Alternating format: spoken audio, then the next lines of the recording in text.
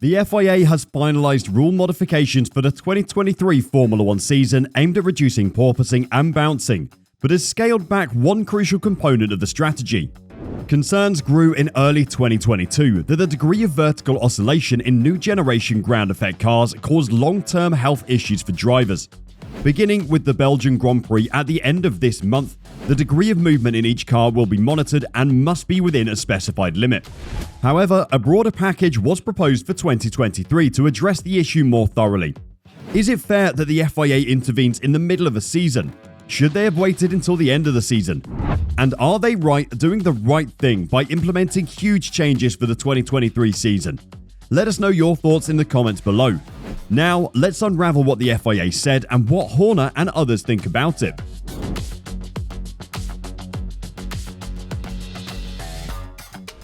So, the FIA stated on Monday that the 2023 technical regulations will be updated. In addition to the modifications implemented this season during the Belgian Grand Prix, several guidelines will be implemented towards the end of this month. For weeks, the FIA has been pushing for a change to the porpoising issue for 2023. An obligatory regulation adjustment is required owing to safety issues, according to the regulatory authority. According to the new FIA guidelines, the edge of the floor, among other things, must be elevated.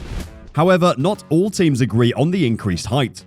This sparked debate in the paddock, with several teams that were less affected by the issue, including as Red Bull and Ferrari, questioning the need for the improvements. It is believed that up to 6 of the 10 teams were opposed. The FIA has not requested a vote among the teams because they are making them for safety reasons. The World Motorsport Council accepted the measures on Tuesday.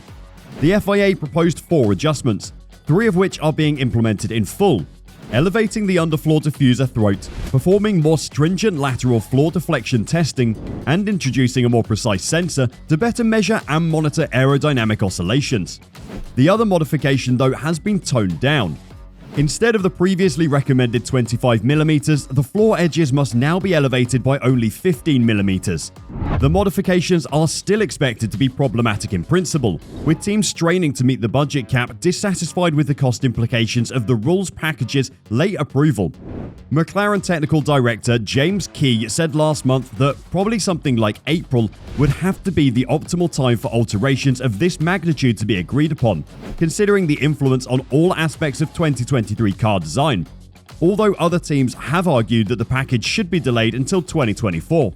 Red Bull team principal Christian Horner believes the FIA's proposed regulation changes to combat porpoising in Formula 1 cars next year are too extreme and were announced too late. Horner said the rules will change completely the philosophy and the height of the floor and the throat of the car for next year. He also claimed the new rules had come about due to the pressure exerted by a rival team upon the rule makers. I think there's an awful lot of lobbying to change regulations significantly for next year, lifting the side of the floor so a certain team can run its car lower and benefit from that concept, Horner told Sky. It's a very late point in the year to be doing this. I think the president's doing the right thing, he added. He's collating all the information and hopefully a sensible solution can be found, because it's too late in the day for fundamental regulation changes, which something like that would be. The FIA stated that the regulation change is required for next year because teams are likely to upgrade their designs to generate more downforce, which could exacerbate the porpoising issue. Although teams have encountered reduced porpoising in recent races, the FIA observed that those events took place at circuits where the effect is expected to be lower than normal, and races where this effect is expected to be higher will take place in the coming months. Horner disagreed with both claims, claiming that porpoising hasn't been a problem for Red Bull this season. We haven't had a problem all year. There's only one team that's had a big problem. We've got some of the most talented engineers in the world in this sport. I can almost guarantee you, if we came back next year, there would be no cars, probably with issues. At the last few races, it looked okay. Here, it looks okay. So I think we don't want to do is knee-jerk into an overreaction that could have fundamental impacts on next year's cars. We all know that Horner is pointing at Mercedes here, but is it rightfully to do so?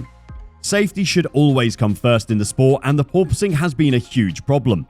Although the last races, it looked like a lot of teams were on top of it, it leaves us with a question if the new set of rules are indeed needed or maybe a bit excessive. But as the FIA said, the coming races should again show more porpoising, so we'll be on the lookout and see if Mercedes and Ferraris are bouncing again. But it isn't just Christian Horner who isn't in line with the new set of rules. Sister team AlphaTauri boss Franz Tost shares the same opinion on it. In Baku, the porpoising impact was so severe that the FIA issued a technical directive to lessen the bouncing. Many consider this to be a positive development. However, AlphaTauri team leader Franz Tost believes otherwise. If the cars are too stiff, it's too difficult for them, the drivers, maybe they should stay at home, in the living room, sitting in a chair, and they can do their races. Tost claims that it was long known that the cars would be difficult to drive and that such issues could arise. Now the drivers complain about it. I can understand it's not easy for them. On the other hand, this is a Formula 1 car, not a Rolls-Royce. Tost, on the other hand, does hope that the FIA's technical directive will clarify exactly how big an impact the porpoising has on the driver's body. Are the team bosses right to question everything the FIA is doing? After all, they are trying to look out for the drivers. Or is there truth in what they are saying? And is the FIA acting more towards certain teams than others? We can never be sure, but there are some crazy theories about it. Let us know in the comments below if you want us to research these conspiracy theories and make a video about it. And let us know which theory we should look at. Next to all this talk about the porpoising rules, the FIA has also decided to revise the rules around the design of the roll hoop on top of the F1 cars. As a direct result of Alfa Romeo driver Zhou Guanyu's devastating crash at the British GP, changes to the roll hoops on cars will be implemented for next year. And this is without a doubt a good change for everyone. Following contact between George Russell and Pierre Gasly at the start of the Silverstone Grand Prix race, Zhou's Alfa Romeo went upside down until it leapt the tyre barrier and landed in front of the catch netting. The FIA has approved improvements for 2023 following an examination into the breakdown of Zhou's roll hoop in the incident. Changes will be necessary to the top of the roll hoop design, which is intended to reduce the likelihood of it burrowing into the ground during a similar event to Zhou's car.